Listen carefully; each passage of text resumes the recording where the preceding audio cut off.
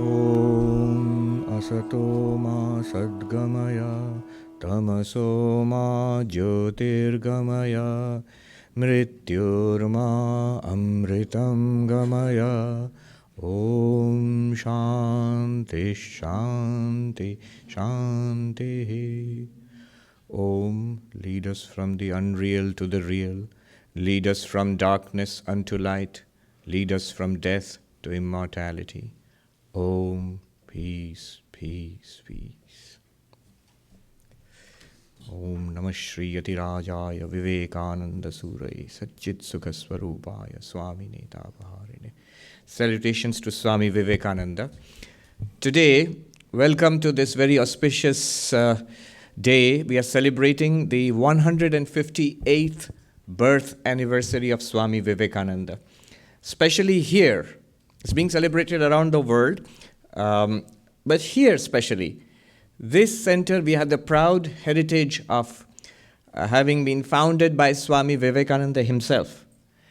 This was the first Vedanta society.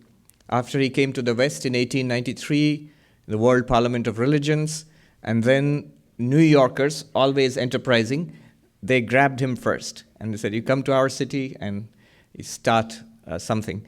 So that was the first Vedanta Society, 1894. If you look outside, it says Vedanta Society of New York, founded in 1894. I often see people walking past, looking at it casually, then stopping and coming back and taking a look again.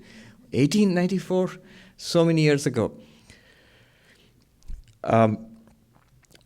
In this talk, what I shall do is, Swami Vivekananda gave a talk, The Real and the Apparent Man.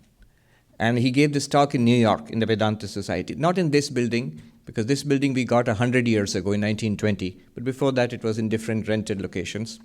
So this was a talk given in New York. And we shall reflect upon what he said in this talk. This talk is included in Swami Vivekananda's Jnana Yoga.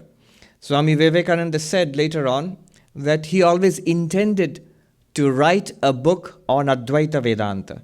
He never did it. He never had the time to do it. But the closest we have are these collection of talks, lectures on Jnana Yoga, the way of knowledge. They're collected in one book. So the real and the apparent man, a very powerful talk he gave here. In this talk, Swami Vivekananda answers that the greatest of all questions. Who are we and what is our destiny? What is human destiny? What's going to become of us? What are we? What's our nature? And he brings together, he says, I shall attempt to present here the thought of ancient India. Basically, three streams of thought. Three very broad philosophical, I won't say three philosophies because there are more than one philosophy in each one of these streams of thought. So three broad philosophical currents he presents. Remarkable performance in one talk. The entirety of dualism, Dvaita, various kinds of dualistic philosophies. And we'll see very soon what it means. What does dualism mean actually?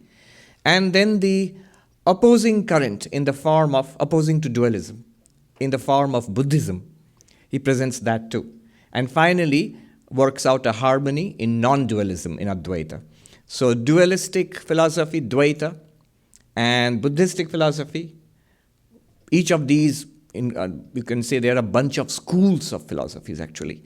And then finally, non-dualism. So he starts off by a quick survey on an ancient Indian cosmology. What is this physical universe? And I will not go into it, just very briefly. He says that the idea was all of this material, the material universe, has come from one primordial material called Akasha, literally translates into space. And all forces are resolved back into one primordial force called prana. So all force, energy in this universe is a product of that prana, and all the matter that we see in this universe is a product of that primordial Akasha. Prana works on Akasha, produces this entire universe. Now, it's not as primitive as it might sound, because if you look at the most modern theories of cosmology, I will not enter into that, but just touching upon it. I was just reading that the latest ideas of the origin of the universe are talking about something called a quantum flux, where there is an emptiness, a nothingness, a void, but a mass of potential particles are there which pop into existence and disappear immediately in tiny fractions of a second. From unmanifest state into a manifestation and back again into an unmanifest state until the Big Bang comes and universe is this physical universe is produced. I think that if you got one of these ancient philosophers like Kapila, for example, who's at the source of the ancient Sankhya philosophy, Swami Vivekananda calls him the first philosopher of humanity more than 5,000 years ago. And if you were to educate him in quantum mechanics and tell him about the quantum flux, he would be quite happy. He would be pleased with it. I mean, in principle, it's not different. I am not at all claiming, not making exaggerated claims about the ancients knew about quantum mechanics, and not at all. That's silly. They didn't have the benefit of our modern physics or mathematics. But in principle, you see, that there was a primordial material from which evolves everything else. And Swami Vivekananda says, beyond both Akash and Prana, he goes to Sankhya philosophy and says there is this cosmic mind, Mahat. From them, all this has emerged. But back to ourselves. What are we? And Swami Vivekananda starts his talk with an epistemological investigation. How do we see anything? How do we experience anything? So light comes from outside and then it enters into our eyes, into our optic nerves. So when there are objects outside here, so many things. But when it comes to our eyes, it's no longer objects. The paper or the clock or the person does not enter into my eye. That would be terrible. It's just reflected light which comes. From all objects, just light comes to the eyes. The eyes gather in light. And from there, it doesn't remain light. Very soon it becomes an image in the lens of the eye. And after that, immediately after that, it becomes a burst, a tiny, tiny burst of electricity in our optic nerves. And that impulse is transmitted down to the brain. And in the brain center, somehow, even here with all our latest science, it ends there. What is happening in the brain center, that's the last thing that we can see in science. Nothing more. That's it. But our experience does not end there. We experience everything in the mind. It becomes a thought in the mind, a perception in the mind. And from the mind, Swami Vivekananda uses manas. Manas, which collates all information. Manas is the Sanskrit term for mind. It collects information not only from the eyes, but also the ears and the sense of touch and smell and taste. And then it presents it to the buddhi, the intellect. So these are fine divisions of the mind. The intellect now matches it with past experience, which is collected in the form of, the hard drive, the chitta, the storehouse of past impressions. So memory comes up, and it's matched with that. And then Vivekananda says, these ancient philosophers, they said something more is necessary. The world is a mass of change. Body is continuously changing. The sense organs are dynamic and functioning. And the mind is also continuously changing. So is the buddhi. But ultimately on the background, there must be an unchanging unity of perception. It's almost the language of Kant, Immanuel Kant. An unchanging unity of apperception must be there, on which all of this is thrown and from which a reaction comes, and that is knowledge. All of this, it takes so much time to say. All we see is, I see you. That's it. So a knowledge comes, flash of knowledge comes. There is this background, an unchanging background. And Swami Vivekananda, he uses an example. His talk is full of metaphors and similes, and very rich in examples, in metaphors, similes. In fact, at one point, I started counting, and I counted 16 different types of examples which he has used. One of them he uses at this point, the camera. And that was high-tech at that time. You had to go to a studio and a camera. It was a big deal, not a selfie, not like today. You had to stand in front of a background, and the camera is there, which is a big, looks like a modern science fiction ray gun or something like that. And the man will come, he'll throw a black coat over himself, and so on. He says, look at the camera. There's the light and the lens and so many things. But ultimately, there is an unchanging background on which everything is thrown. The light is thrown, the image is thrown, and it is captured there. So that unchanging background is necessary to give unity to our perception. That I see, I am one being who sees and hears and smells and tastes and touches and remembers and understands and thinks and feels and desires and hates. All of this united in one background, which we call the self. Clearly, this is an unchanging background. Otherwise, see, to make sense of all the changes, there must be something which is unchanging with respect to the changing body and mind. So the self cannot be the body, the self cannot be the changing mind, the self must be this unchanging background which the ancients called Atman, the self. So this Atman theory, I will not say theory, it will say theories. There are multiple theories which emerged. But the basic model was this. There is of course the world, but here is the body, the living body. And beyond, subtler than the body, inner to the body, is what is called the subtle body, Sukshma Sharira, subtle body. Nothing peculiar in this. The subtle body we experience also right now. When you feel emotions, when we experience things, when we think and remember, all of this is the subtle body. You say, why isn't it the physical body? Where does the physical body end?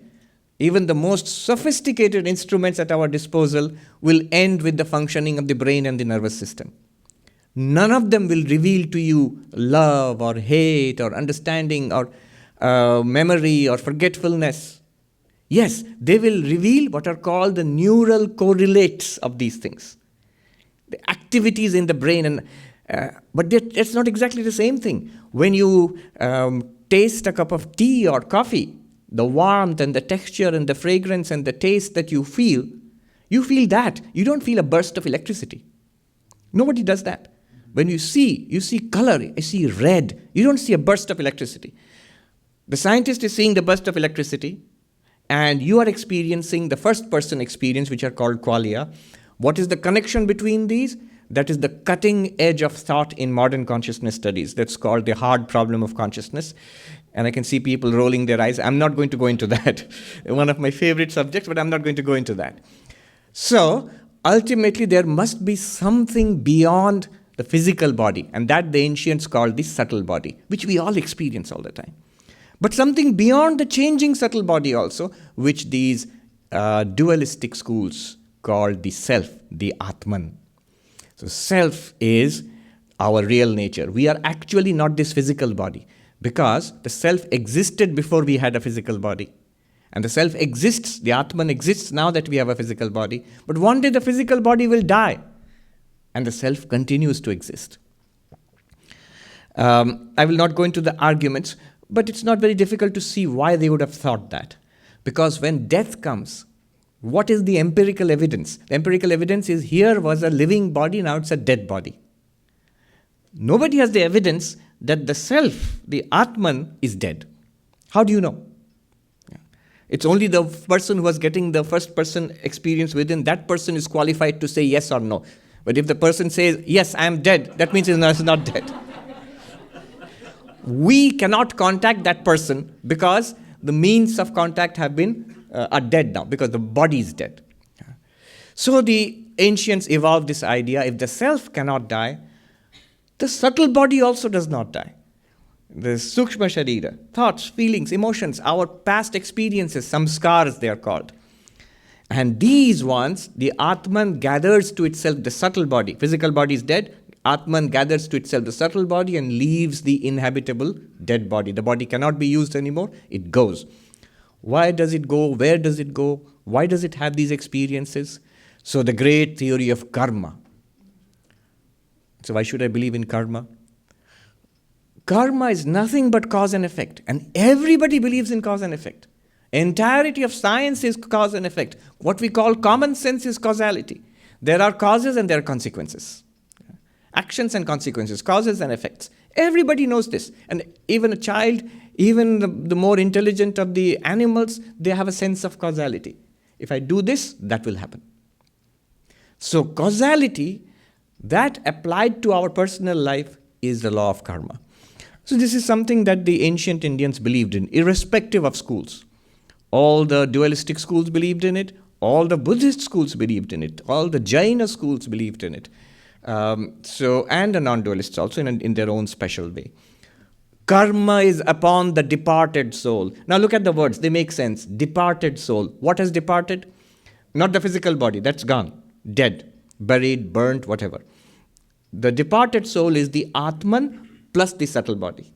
It's the subtle body which departs from the physical body. And in the dualistic schools, the Atman also departs. Atman is something that comes and goes in the old schools. Where does it go? Depends on karma. Each individual has his or her own karma, and depending on that karma, that person has other experiences. What are the other experiences? So these dualistic schools spoke about three possibilities.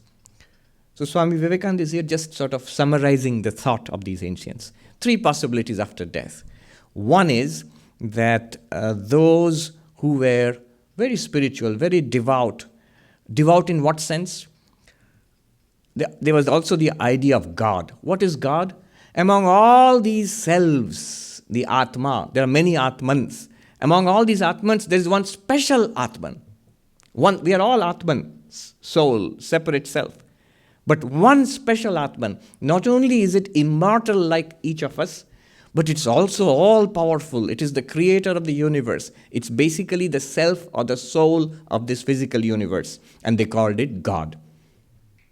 You see, it's a belief. Yes, it's a belief. They believed that there is, just like there is a soul in each body, there's a soul to this entire universe, and they called it God. It was another kind of Atman, a special Atman, very powerful, unlike us, all-knowing, all-powerful, and the creator of this universe, benevolent, and so on. So if the person is very devout to this God and has lived a very moral and ethical life, has enormous amounts of good karma, then this person goes to what you might call the highest heaven. They had a name for it, Brahmaloka. That's the place where you feel where God dwells. This God of the universe, they call it Ishvara or Bhagavan, that dwells in heaven. And they gave different names to it. The Vedic name is Brahmaloka. But later on in the Puranic age, this became Kailasha, Vaikuntha, and Devi Loka, and so on. So you go there and you dwell in the presence of God. If that soul is very pure, has no further desires, then when this universe will come to an end, that soul gets moksha, liberation, and it does not have to come back to the cycle of births and deaths. If there is any desire left, that person will again have to come back again to this human form and work out karma. That's the first one. It's a very glorious destiny. So it's only reserved for very good, very spiritual people. Then the next level is those who are devout and good, but they have not reached that acme of spiritual perfection. So after death, they go to what is called Pitriloka, the world of the forefathers, the world of the ancestors. So there is a whole range of heavens. Take your pick. Actually, you can't take your pick. It depends on your karma, on your credit, moral credit. So you are placed in what we deserve. You go there, and these are very pleasant places to spend thousands of years until our good karma is worked out, and our bad karma is upon us again, and we tumble back into this world, and we are reborn as a baby somewhere. Usually once you get a human birth, so all kinds of births are possible. Physical bodies are of all sorts, animals, birds, bees, human beings, everything. But once you get a human birth, you progress further and further. Generally do not. The third option is for the wicked. So if a person is particularly naughty, then you don't get to go to the highest heaven, of course not even to the world of the forefathers. One is born as animals and birds, plants, and work out the evil karma, or even there are lower worlds. You're born as devils and demons, and you work out the lower karma, bad karma through suffering, and you're back again into the human world. So this was their cosmology. Whose cosmology? The dualistic schools in ancient India. among whom you can count the Naiyayikas, the Vaisheshikas, the Sankhyans, the Yoga school. Swami Vivekananda said that note the glory of human destiny, the glory of human birth in this whole scheme. Believe in it or not, notice that it says only in the human birth you can generate good karma. So he says this human world was called Karma Bhumi, the world of karma. So here you come back and work out your salvation. What would be salvation? What would salvation be like? One gets freedom from this cycle of birth and death. You, the ever-perfect self, the Atman, you are limited, constricted as it were, put in a straitjacket as it were. What is the straitjacket? There are two of them. One is the subtle body and one is the physical body. And shuttled from one lunatic asylum to the other. So this is what's happening to us. And freedom from this cycle of birth and death is the goal of life, so that you remain as the self, unrestricted. In fact, the Kashmiri Shaivas, they talk about the physical bodies as kanchukas, like shirts, which are tight. The Holy Mother says once in her meditation, she felt entirely free of the physical body and she soared into her real self. And then she said, when I felt a tug back into the body and I did not want to come back to this dirty cage of flesh and bone. So it's like that. And freedom from it is remaining in your real self. What is the nature of this Atman, this self? We know what is the nature of the body here. We know what's the nature of the subtle body. We know thoughts, feelings, emotions, like that. What's the nature of the Atman? Different theories.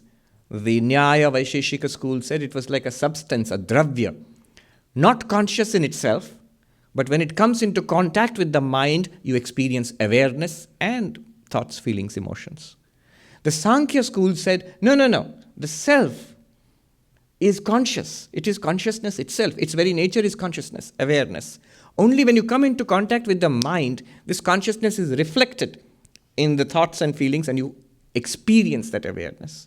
It's like if light is there, but there's no object to reflect light, you would not be aware of light. Like deep space, looks black and dark. But if a comet passes through it, you see a dazzling display of the tail of the comet, right? Is the comet carrying its own light? No. It's the sunlight which is streaming through the darkness of space. And when the comet passes through that sunlight, it shines. That means the light was there all along. Similarly, the Sankhyans say you are of the nature of pure consciousness. And when you come into contact with the mind, then it lights up like the tail of the comet and you experience awareness.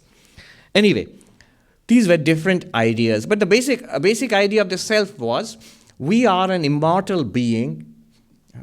Not that nice saying, we are not, we think we are human beings in search of spiritual experience, but the truth is we are spiritual beings having a human experience.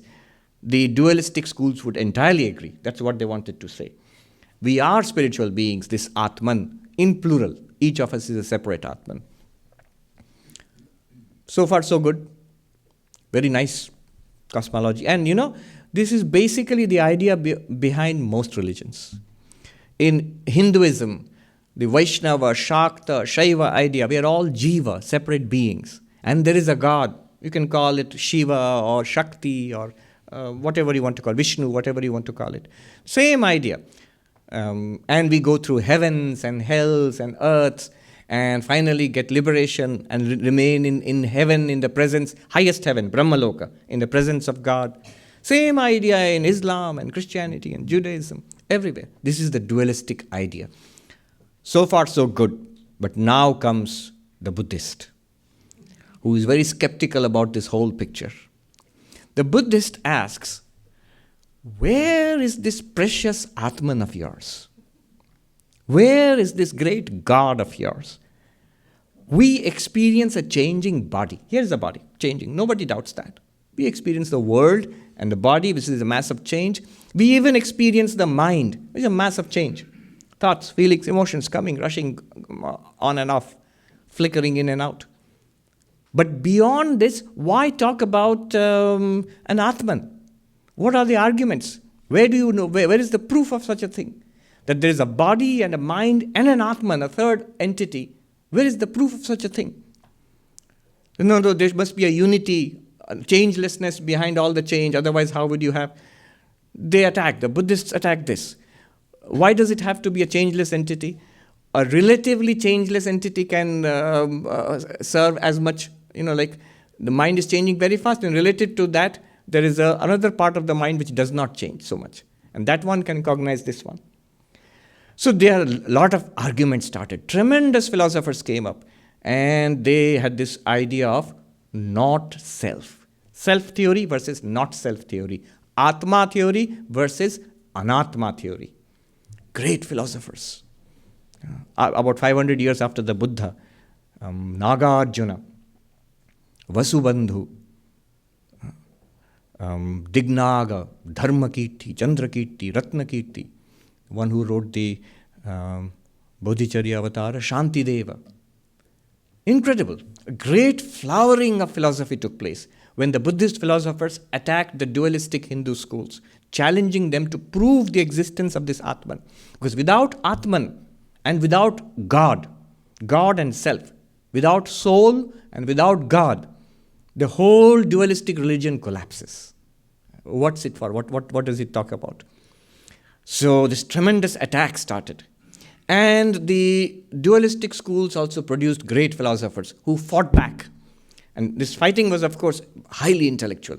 And they developed metaphysical theories, became more sophisticated. Logic developed. The art of debate developed. Linguistic theories developed. And so Indian philosophy saw 1,000 years of blooming. So many texts, so many schools, so many theories, and very sophisticated stuff, which is only now beginning to be reflected in modern thought. I mean, I spent the last 6 months at Harvard studying these Buddhist schools. And the professor would point out once in a while, look, this is what this Buddhist philosopher, what Chandrakirti is saying. Now look at what Wittgenstein said in Cambridge in the middle of the 20th century. What Russell says, what Wittgenstein says, what Sellers says, what Quine says in America. Separated by 1,000 years, 1,200 years. Almost exactly the English translation of what they were saying in Sanskrit 1,200 years ago. It's stunning to see. He says that there's very little that's truly new in philosophy. So they're just styles which come into style, fashion, and which go out of fashion. And you see the same ideas being reflected again. Swami Vivekananda in his talk, he said this. He says a lot of what the Buddhists said is now sort of being recycled back as modern thought in the West. He said there's very little that's new here actually. Even this whole debate between idealists and realists, idealism and realism. This was an ancient debate between the Vijnanavadi Buddhists, the Yogachara Vijnanavada school of Buddhism, versus the Nyaya realists, and worked out in much more subtle, very carefully, intricately worked out details than even what modern philosophers are trying to understand. So this was the great Buddhist attack. They demonstrated that even without accepting an unchanging, separate Atman, just if you take the mass of change as this body and mind, you can still explain memory. You can still explain perception. You can still even explain karma. Birth, and Buddhists accepted it, that you go through births and rebirths. If you ask who goes, if you don't exist, then who is going through? They'll say a stream is going through this. When a wave travels in the ocean, it's not that the same wave is coming here. At each place, the water rises and falls. If you shake a rope, which is tied from this end to that end, you will see a wave will travel across the rope. It's not that one entity is traveling from here to there unchangingly. It's just the wave is the movement of the rope at each place. Similarly, there is a transmission. Not that there is an entity called Atma traveling from life to life. There is a transmission of forces. So at each moment it is different. You are You thought that you came to the Vedanta society and then you waited for the talk and you are listening to the talk. Not at all. The Buddhist will say the one who came to the Vedanta society is history, gone, finished. The one who sat down is gone, finished. And you who are listening, you're also going away, getting finished very soon. And each moment to moment, a new entity is arising and disappearing. I don't know which one is more difficult to swallow, an eternal, permanent self or moment to moment arising and disappearing me. Worked out, let me give a little example of how they worked it out. It's good to listen to these ancient philosophers. Vivekananda did not quote this, but I'm just introducing this. Chandrakirti, who lived around 600 CE, 680, 1400 years ago. He says he wants to prove that there is no self, no Atman. How does he do it? He says he uses his famous example of the chariot. Today he would have used an SUV or something, but anyway, chariot will do. So the example, if you Google, it's a famous thing, the Chandrakirti's chariot, if you Google. So he has introduced what is called a sevenfold reasoning. What is the example? First we must understand. Chandrakirti says, quite stunningly, there is no such thing as a chariot. What do you mean? There it is. You came on a chariot yourself. What is this then? He said, no, let us examine. Where is this chariot? I will show that there is no such thing as a self, Atma. All right, how? Sevenfold reasoning. Very quickly, I'll run through it. Not very difficult. First, the chariot is not the same as its parts. The wheels and the axle and the nave of the chariot and the platform, that's not the chariot. If you take the parts separately, is it the chariot? No. The parts themselves are not the chariot. The wheel is a wheel, it's not a chariot. Similarly, the body-mind is not the self. And here Vedanta agrees. All the arguments that I have often shared with you to show why the body-mind is not the self.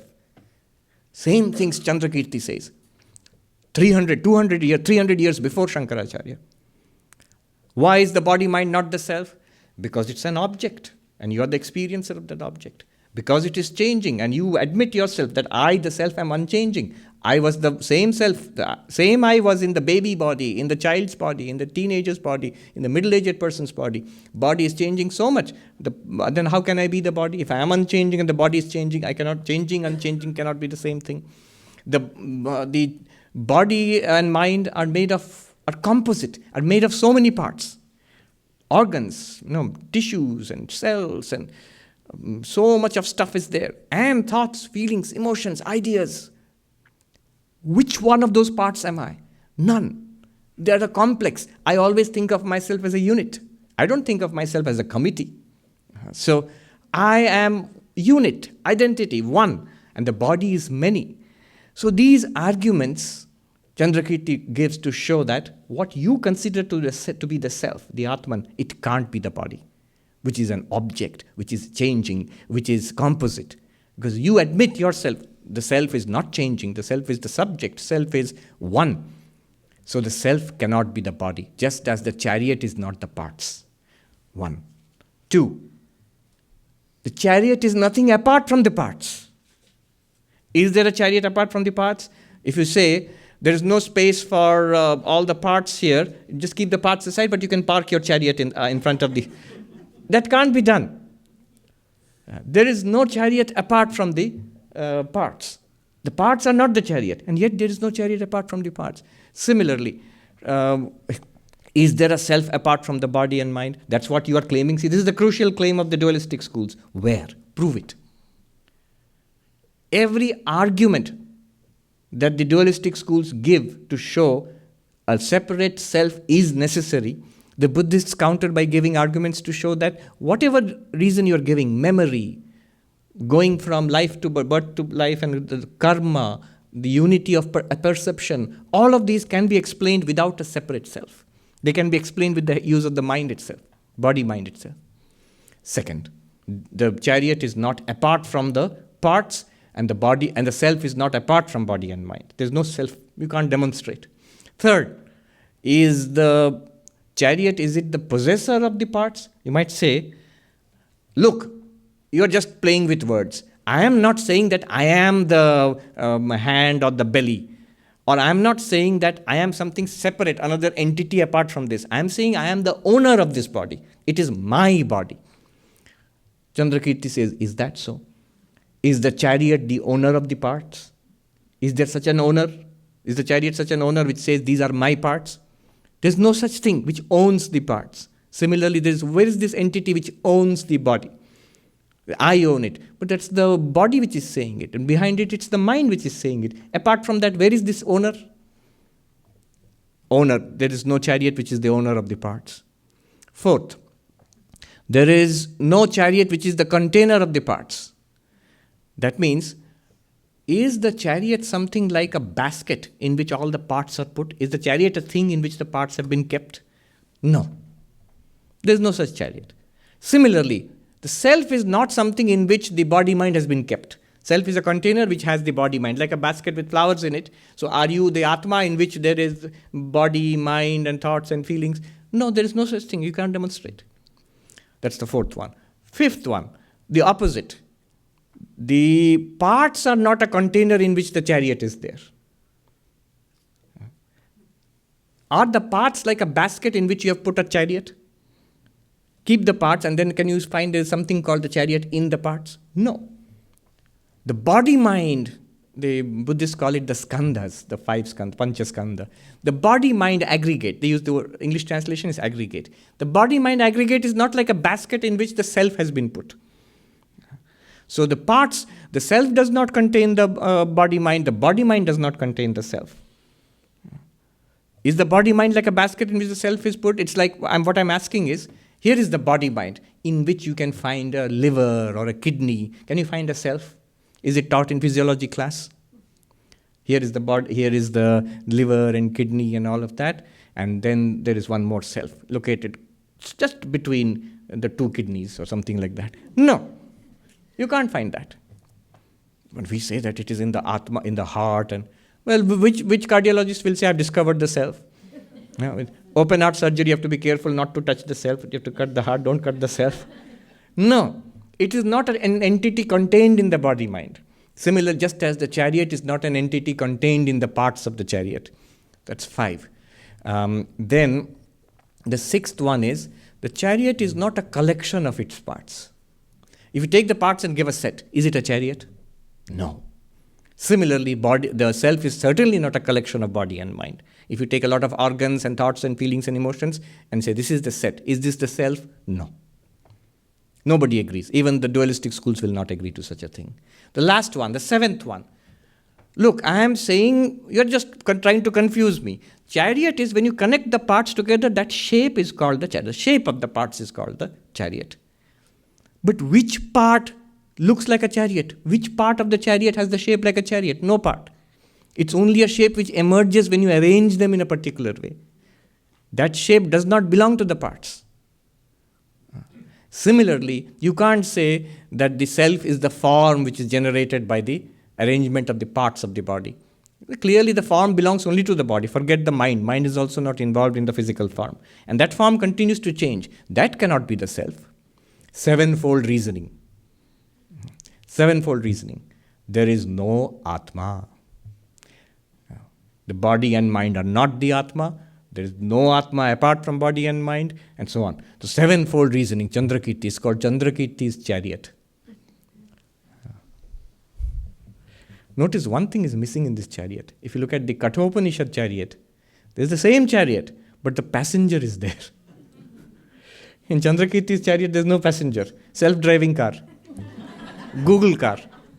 Anyway, so this was the tremendous challenge thrown by the Buddhists. Where is your precious self? Where is your Atma? Where is your God? 1,000-year fight.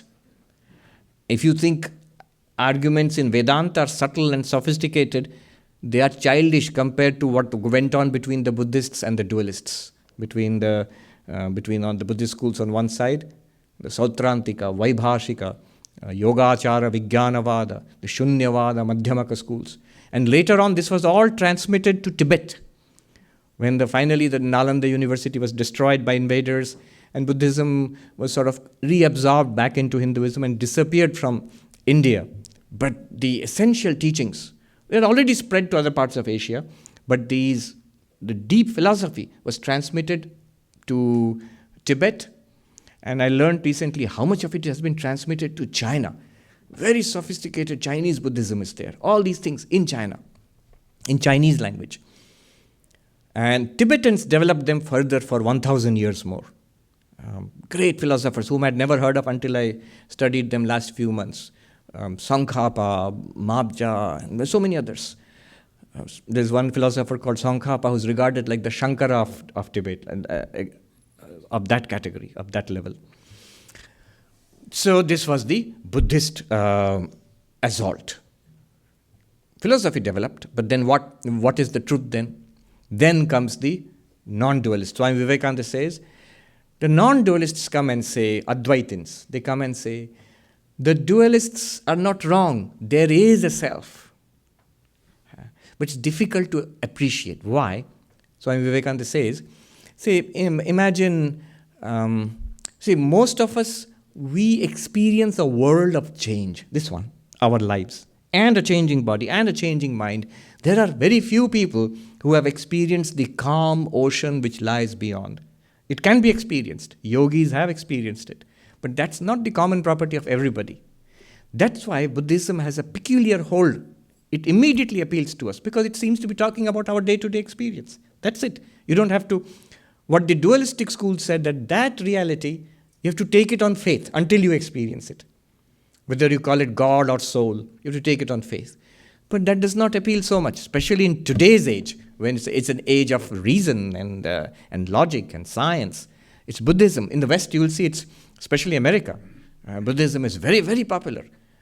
Any thoughtful person who is interested in spirituality almost always at least spends some time as a Buddhist. I met this gentleman in Hollywood. He used to come to the Vedanta Society, then he became a Buddhist, and then 20 years later he's back. And he said, see, the reason I'm back to Vedanta is this. In Buddhism is perfect, I really like it, but I missed God. I missed the old Karmajan. So, Vedanta, there's one devotee, Peter Kowalski. He was interviewed once in Hollywood. What is this Vedanta you go to? What's it? He said, think of Buddhism plus God, which is a nice way of putting it. So, the non-dualist says, the dualist is right. There is a soul. I can see some people going, phew, thank God. There is a soul. There is the ultimate unchanging reality behind all the change. But he says, the Buddhist is also right. How? It is not true that there is a self or a soul apart from this. That there is this model, body, mind, and self. No. It's not true that there is a snake apart from the rope. The classic snake and rope example. It's not true that there is a snake apart from the rope. That which is the rope is mistaken as the snake. And the rope is the truth about the snake. The snake is experienced. It may be false, but it's still experienced. Similarly, what we experience as a mass of change, of karma, of birth and rebirth, of suffering and evil, that is the appearance which, when investigated, shows the reality of the self, of the calm ocean behind. It's not that this unchanging self and a changing world are different entities. It's not that the unchanging self and the changing body and mind are different entities. It's the same thing. One only appears as many. Swami Vivekananda says, another of his examples, the mass of waves and bubbles and foam in the ocean, thousands upon thousands, and arising and disappearing. And yet, when you look at it as water, it's all one reality. Why would you say one reality? Why not? Yes, water is there, but there are also thousands of waves. Not also. Philosophically, one must be exact. If you say also, that means water plus thousands of waves. No, because if you take the water away, the waves do not exist. Actually, Swami Vivekananda says this. If you take away the water from the ocean, neither the waves will exist, nor the ocean will exist. So in this ocean example, the waves are us individual beings, what we consider ourselves to be now. The entire ocean is God, Ishvara. But beyond the individual beings and beyond God, underneath all of them, their reality, their inner reality, their intrinsic reality is one substance called water. One substance called water. From the perspective of water, non-dual. Non-dual means not two. No wave is a second independent reality apart from water. No individual is a second independent reality apart from Atman. Even God is not a second independent reality apart from the Atman. There is one unit, he uses this term, one unit existence. The Sanskrit for that is Sat, one being, one isness, which is also consciousness. And that appears as many. Why does one appear? How do you explain, if it's non-dual, how do you explain variety? How do you explain change? How do you explain all this good and evil? So the Advaitins have a very nice word for that. They call it Maya. What is Maya? Maya is that which makes the one non-dual reality appear as many. What's it made of? It's made of name and form. What makes the difference between one wave and the other wave? Between a wave and a bubble and a little bit of foam? It's a name, wave. And it's a form and an activity, which we call wave. But none of it is possible without the water. Will the name and the activity of the wave remain if you take the water away? Nothing will remain. It will just disappear. So it is the water alone which appears as this. And this is Maya. Swami Vivekananda gives another example. One sun reflected in millions of globules of water appears as millions of suns. But it's still that one sun. The globules of water are like name and form. He says one existence reflected in millions of globules of name and form appear as millions of beings. How can existence be reflected? It just means that existence is borrowed. How can existence be borrowed? It's nothing very complicated. It's just in the sense that the wave borrows its existence from the water. Without water, no existence of wave. Without that one unit existence, Sat, being or Brahman, we do not have our existence. All of us are that one reality. We are one as Brahman. So wait a minute, but you introduced Maya. Sat, Brahman, existence are one thing, I understand. Atma, Sat, Brahman, existence, fine. But you introduced Maya, so there are two things. And Swami Vivekananda says, Maya does not exist by itself. It's not a second existence apart from from Brahman. Just as the name and form of the wave are not a second existence apart from water. It's not that there is water and there's something called name and form and you take them and put it here and you get a wave. No. Because if you take name and form away from water, nothing. They disappear. So Maya does not exist by itself. It's not a second independent existence. Therefore, you cannot charge us with duality. That the two things, Brahman plus Maya. No. It has no existence of its own. It's an appearance. Maya is also an appearance. And all the products of Maya are an appearance. The world and action and birth and rebirth and individual beings, all an appearance. But it's not that it does not exist. Swami Vivekananda is clear on this point. It's not that Maya does not exist. Why? Seeing, this is his exact words, seeing that it makes all this difference. All of our life is possible because of Maya. All happiness and misery and all Vedanta is possible because of Maya. And all of this is possible because of Maya only. So because it makes all this difference, because we experience the reality as in this way, therefore we cannot say Maya does not exist. We cannot say Maya does exist also in the same way as Brahman. So this is called in Sanskrit Anirvachanya. Sad asad bhyam anirvachanya. What does it mean? Inexpressible as existing or as non-existing. This curious in-between twilight state. This is Maya. I was reading some reminiscences, beautiful reminiscences written by Swami Chetananandaji about Swami Jagadananda. He was a disciple of the Holy Mother. He was the first one to translate the great master into English. Lila Prashango into English. Swami Jagadananda. So he says in one place, he was a great non-dualist. He says, the secret of non-dualism is this. Maya, cause and effect, appearance, multiplicity, all of these are just explanation. They are stories we tell the ignorant, the seeker, so that you have something to hold on to until you realize Brahman. Once you realize Brahman, all these are to be dispensed with. There is no cause, there is no effect. What is cause in Advaita Vedanta? Brahman plus Maya is defined as Ishvara. Ishvara is God. So God is Brahman plus Maya. The pure being with the power of Maya is the cause. Cause of what? Cause of this universe. All this material universe, all living beings, the Jiva, all of us. Cause and effect. Cause is Ishvara, effect is this universe. Underneath both is Brahman, the absolute. But the reality is neither cause nor effect are real. It is just an explanatory mechanism. Don't take it too seriously. Take only one thing seriously, that is Brahman. Then what becomes of all of this? You explained, the dualist talked about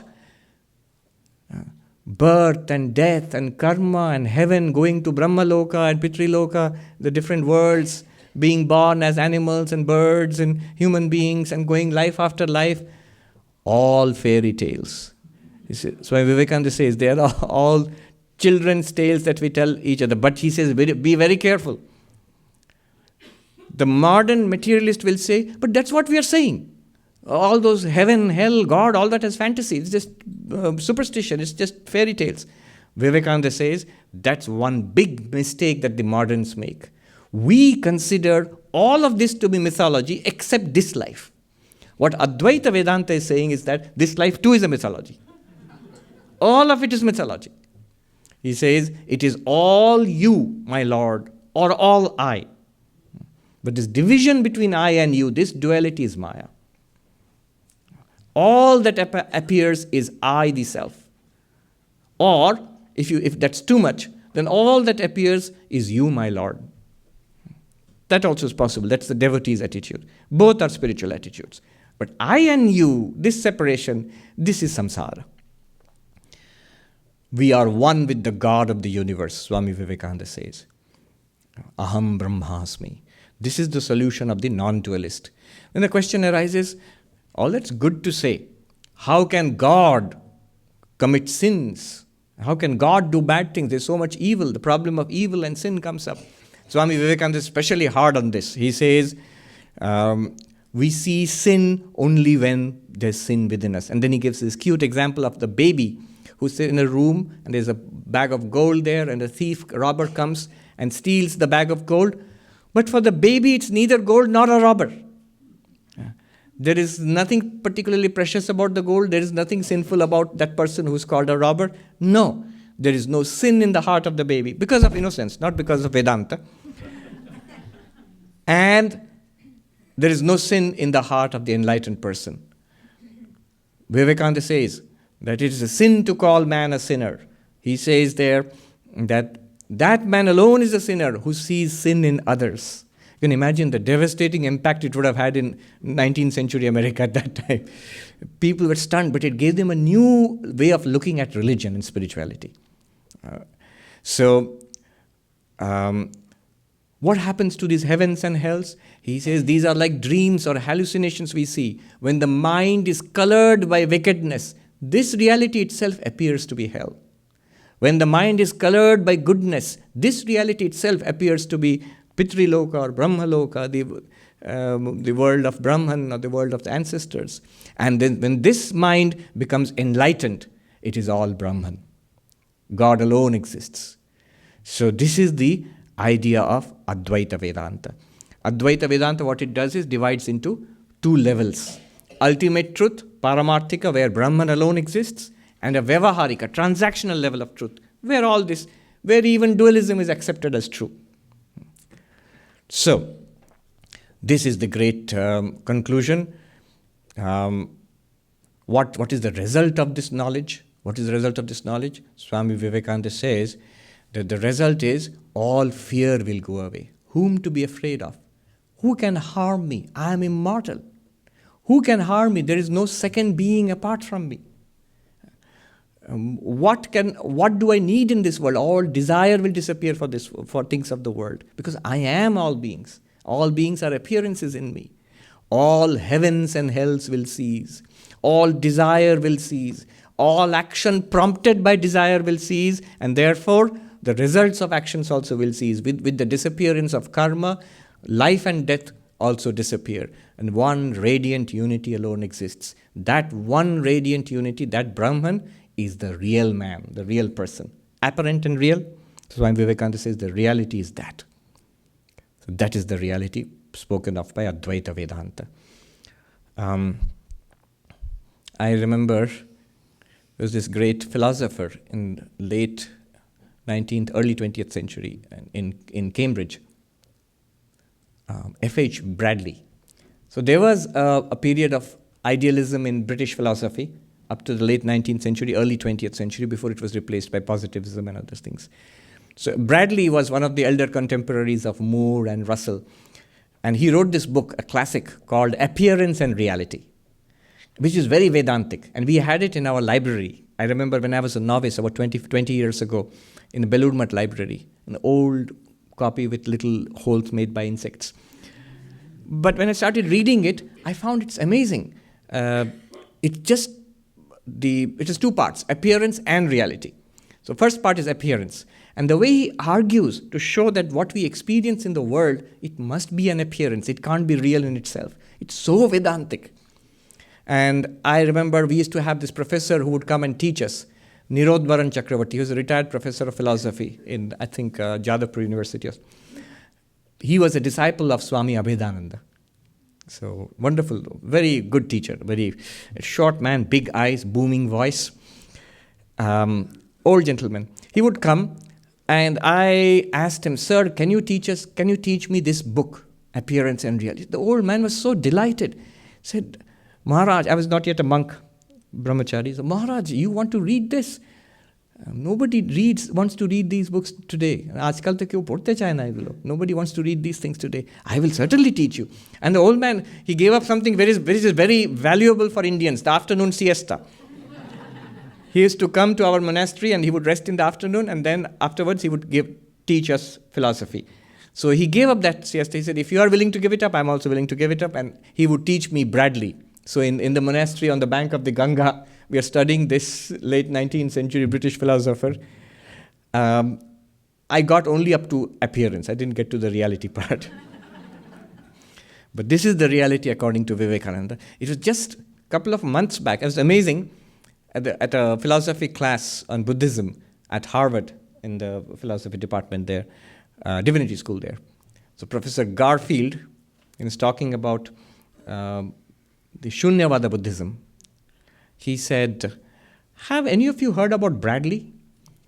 And there's all these graduate students and PhD candidates sitting there all scratching their heads. It's an early English philosopher, early 20th century English philosopher, F.H. Bradley, Appearance and Reality. Anybody read it? So I said, yes. So this is weird orange guy who's the only one who's read it. And the professor was so happy. He said, "You should all read it. This is, you can see the similarities in thought there." This is the reality according to Advaita Vedanta. This one radiant unity which exists everywhere. Even now, we just don't see it. Now, Vivekananda says, very quickly, what next? Two questions arise. One question is, can we experience this? By the way, he gives other nice examples in between. So many examples and metaphors and similes. He says all this change is like you're reading a book. Page after page of the book of life turns and chapter after chapter turns. But you are not changing. You're the same person who's reading. It's the book which is changing. Then he gives an example of the railway. And he traveled across this country by train. So he says the fields, they seem to be moving, but it's a train which is moving, not the fields. And one more, the sun and the earth. So when you stand and look, it seems the sun is rising and circling across the earth and setting in the west, but it is the earth's motion, which is we falsely ascribe to the sun. But the fact is, if we knew we would know that it's not the sun which is moving, but it's the earth which is moving. Subtle point here which I like very much. This great philosopher Wittgenstein, one day, he was walking outside the class, after the class in Cambridge, and this lady who has written this, she was walking with him, and he looked up at the sun, and he said, why did the ancients think that the sun moved, from east to west? It doesn't move, it's the earth which is rotating. Why did the ancients think that?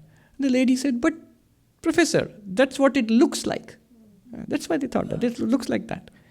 Then he said, but if it did not, what would it look like?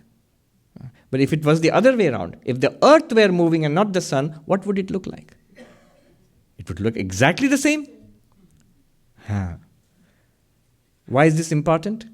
If it is true that you are Brahman, immortal, one existence, consciousness, bliss, what would the world look like? Like this? Yes. You say, no, this world is real, I am separate, all of this is there. Why? It looks like that. If you are Brahman and world is appearing because of Maya, what would it look like? Like this. That is one of the most powerful arguments in favor of Advaita Vedanta. It does not... See, often religion and science are at loggerheads. Religion says, my book says this. Science says, we have discovered things which makes your book wrong. And then religion feels sort of duty-bound, tradition-bound, or bound just by fear and superstition to hold on to what I have read in my book. The thing we are afraid of is, if I admit one thing is wrong in the book, the whole thing might be wrong. Who knows? So I'm unable to let go of even one little superstition in my book, in terror of what might happen. But science has proven it to be wrong. Advaita Vedanta is not like that. It's based on your experience and understanding. This experience and the understanding provided by the texts. You see it in an entirely new paradigm. By the way, let me introduce one more little insight I got from some of the readings there at Harvard. Realization. You might not think that in Harvard University professors sitting and talking about enlightenment, but they are actually. So here was one interesting discussion. Enlightenment. Of course, the discussion was in the Buddhist context. That was the course. But it equally applies to Advaita Vedanta. What is enlightenment? How do we understand enlightenment? Two models. One is called the epistemic shift model. Another one is called the ethical manifestation model. What does it mean? Epistemic shift means I was thinking of myself as this little creature, body and mind, birth and death, pleasure and pain and suffering, struggling through life. This is one idea of myself, my understanding. Now it shifts. I am that one unchanging light, this awareness, this existence consciousness, which is clear to me now. Suppose this shift happens. This is enlightenment. So this is one kind of enlightenment. This is one way of looking at enlightenment. An epistemic shift. Epistemic means knowledge. A change in our paradigm about ourselves. What we thought about ourselves has undergone a revolutionary shift, sudden shift, and permanent. It comes in a flash, but it remains stable. Just like our idea of ourselves right now is stable. I am a body, mind, stable. But once the shift happens, that also is stable. That I am this witness consciousness, this awareness, this existence consciousness bliss. This is one way of understanding enlightenment. Epistemic shift model. The second way of understanding enlightenment is, again it was in the Buddhist context, this idea of the Buddha nature which is within all of us, manifesting that. Love and unselfishness and overcoming desire and serenity and peace and joy, compassion for all beings, what we would regard a great saint as having. The manifestation of those qualities, divine qualities in life. This is called the ethical manifestation model. Now what Vivekananda is saying, so up to this much was the paper which we discussed, but Vivekananda is saying both of these are enlightenment. His beautiful definition, religion is the manifestation of the divinity already within us. Now look at that, we memorize this, it's a very simple definition. How profound it is. There is an epistemic shift. I am Brahman. Not I am body mind. I am Brahman. Not I am mortal. I am immortal. Not I am flesh and blood, I am awareness. Not I am changing moment to moment, I am the unchangeable reality. Not I am going around in the world with a begging bowl, give me happiness, give me a little praise, give me a little fulfillment. No. I am the source of all peace and fulfillment. It's mine. It's coming back to me from the world. So that's the epistemic shift. And the other side, Swami Vivekananda says, manifestation. It must be reflected in my thought, in my words, in my deeds. Swami Vivekananda says, for such a person, the thoughts will be automatically good. The words of such a person will be blessings. The actions of such a person will be blessings. In fact, this person will be a living blessing for everybody around. This is the ethical manifestation model. So this is enlightenment. I know I am Brahman and also able to manifest it in my life. So what a very, very beautiful insight. This is why Vivekananda asks, so what will happen after this? Question. We are all eager. Now I've understood. Brahma Jnana, enlightenment, God realization. And next, what will happen next? Far ahead, but anyway, what will happen next? One of the professors used to ask this question. So Vivekananda says there are two great questions. One is it practical? Is it possible to realize this? Second, what will happen after this? So, very quickly, one of the professors asked this question. He's fond of asking this question at Harvard. How many people get enlightenment? Very few. So is it worth pursuing? How many? Even optimistic figure. How many will get enlightenment? Why should we pursue this very rare case? So he asked me. I gave him two answers, and then he gave me a beautiful third answer. So I'll give you all three. The first answer which I usually give is that all of us will get enlightenment. Only it may take many lifetimes. Since you are Brahman, according to Advaita Vedanta, what can stop you? It is your greatest birthright. It is very natural that you will, one day or the other, we will all realize our real nature, that we are one with God. That all of this is the manifestation of Brahman. It is Brahman. We will realize it. So that's one. We all will get enlightenment, not one. But who knows? Sri Ramakrishna used to say in Banaras, in Kashi, which is the place of Annapurna, Divine Mother who gives food, all will be fed. Nobody will go hungry. Nobody will go hungry. But some get food in the morning, some in the afternoon. Don't worry, everybody will get food in the afternoon. But some will get food in the afternoon, some will have to wait till sunset, till evening. But they will all get food. What does it mean? All will get liberation. Some here itself. Some at the end of their lives. Some maybe next life. Some at the end of the universe, at the end of the cosmic cycle. That's evening. That's God's evening. All the ones who are remaining, all right, free. On sale now, before I shut down the shop for this time. So that's one answer. The second answer I gave was, once you have understood what spiritual life is, what else will you do?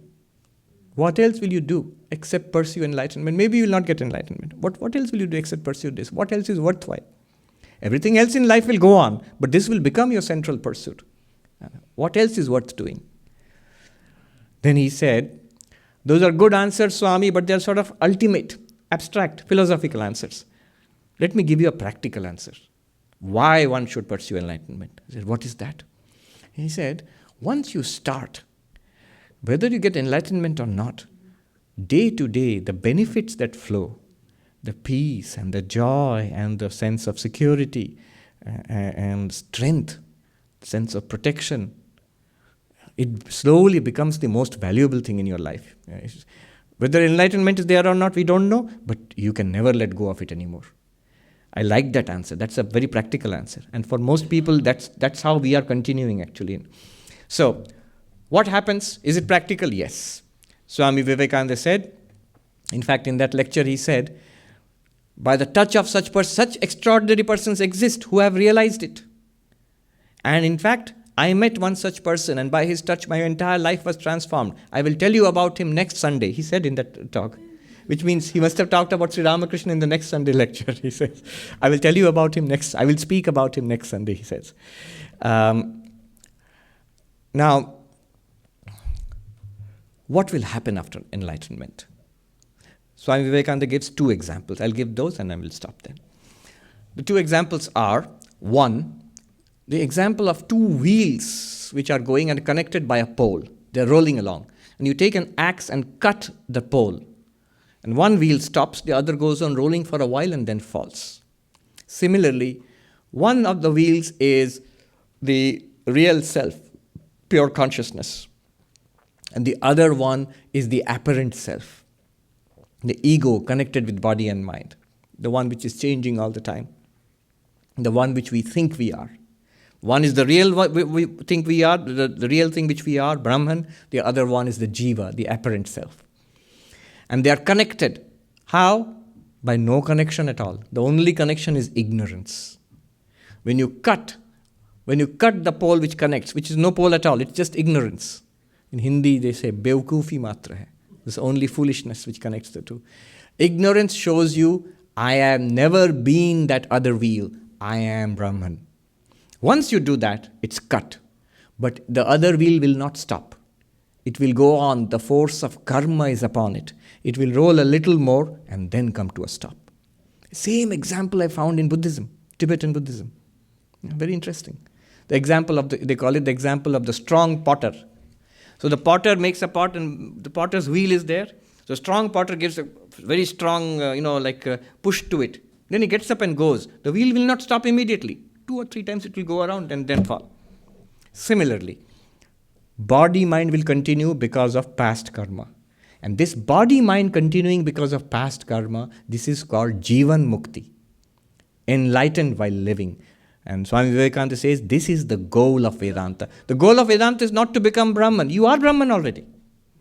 The goal of Vedanta is to realize that you are Brahman and continue in this way as long as it will continue. These are the enlightened beings of this world. You're still continuing in this body and mind, but you know that you are not it. You are Brahman. And as long as this body and mind lasts, it is a great blessing to everybody in this world. The second example he gives is of the mirage. He says, when I was traveling in the western part of India, the deserts of Rajputana, I would see these beautiful lakes in the distance. One day I was thirsty and I went up to one of those lakes and I saw it's just shimmering air. There is no water there at all. And I realized, this is the mirage which I have read about. Then I started walking again and the mirage came back. But now I know it's a mirage. And he says that, similarly, after enlightenment, the world will come back. There will be the world appearance, body appearance, thoughts will be there. Everything will come back as it is.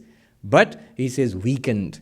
The poison will be gone from it. Karma, the chains of karma will be much weaker. They cannot bind you anymore.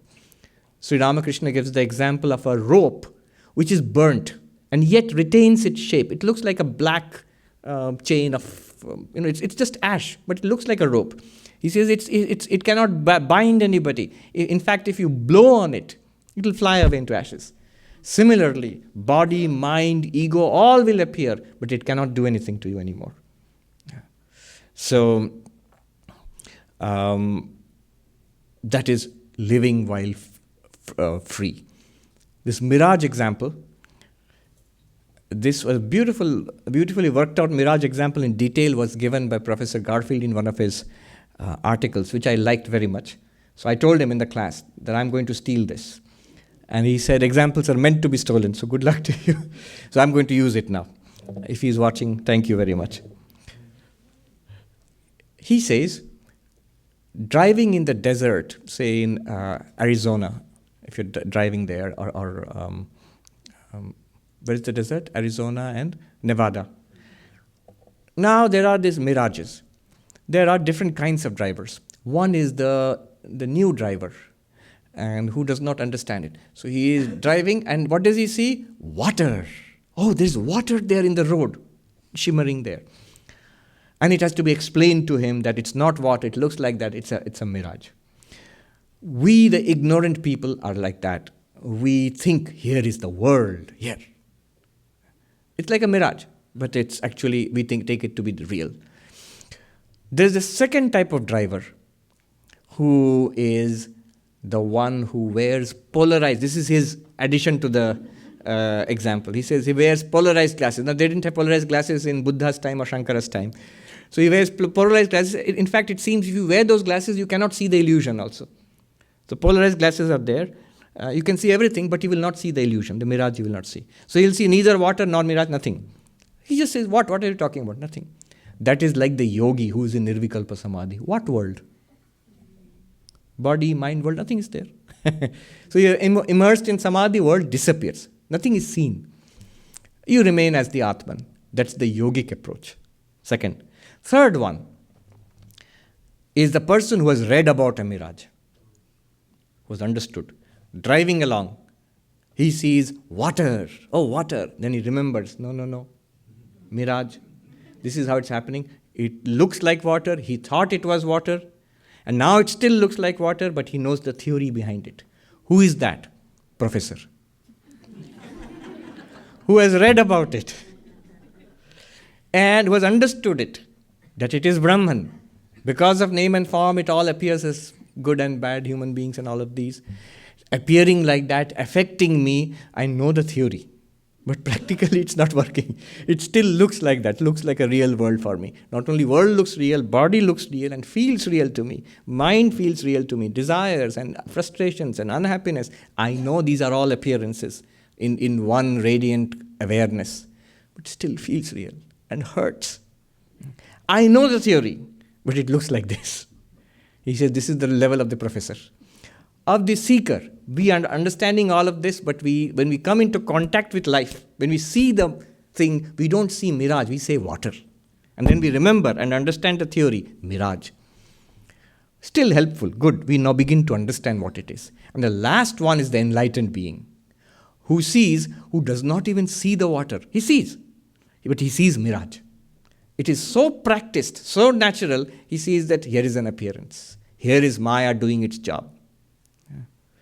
That sadhu who came to Dakshineshwar and who would sit in his room and meditate all day long. Once in a while he would come out and clap and dance with joy. Wah, kya Maya, what Maya this is. The sky and the Ganga and the river and the temple.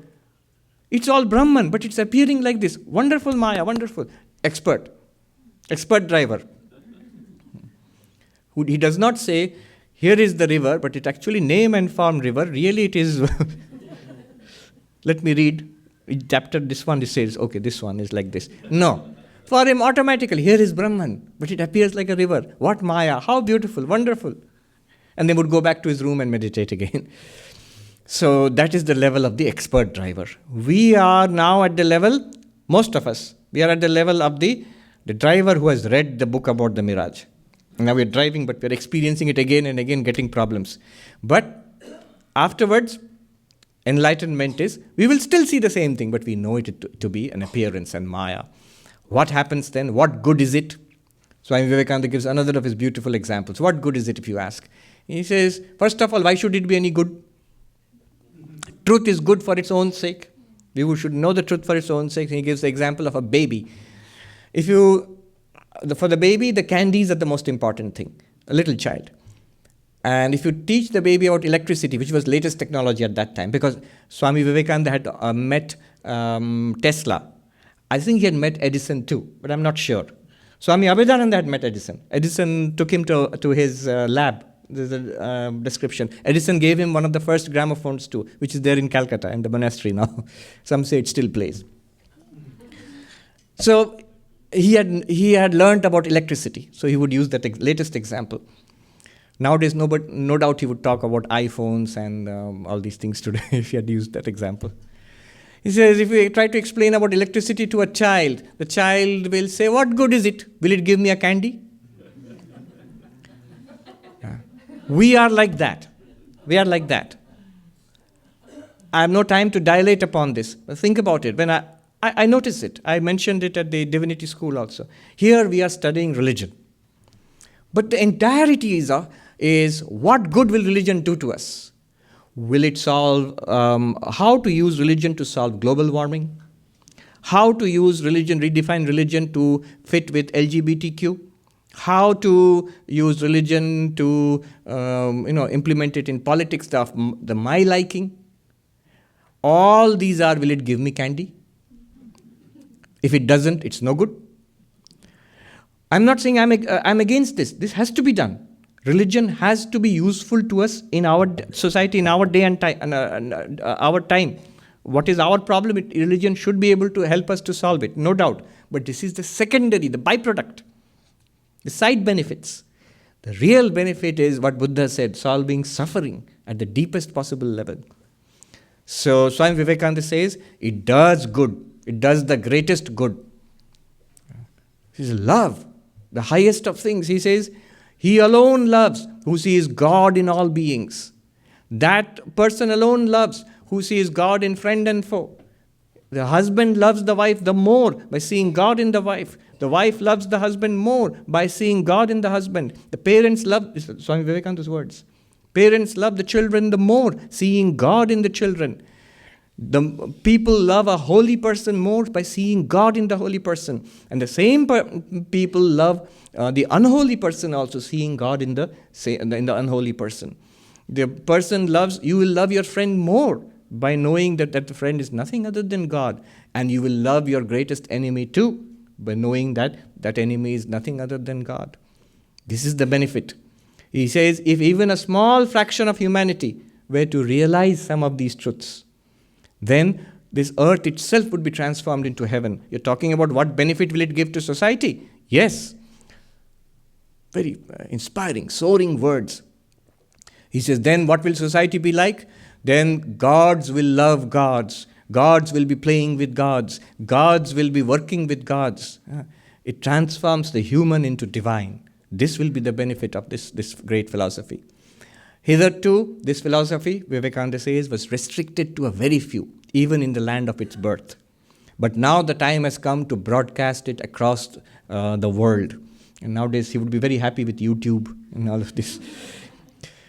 The day will come, I pray to the Lord that the day will come when this great truth will become the common property of humanity, and the very air of our societies will be surcharged with that thou art, tattvamasi, tattvamasi. Om Shanti Shanti Shanti Harihi Om Tat Sat Shri Ram Krishna Arpanamastu.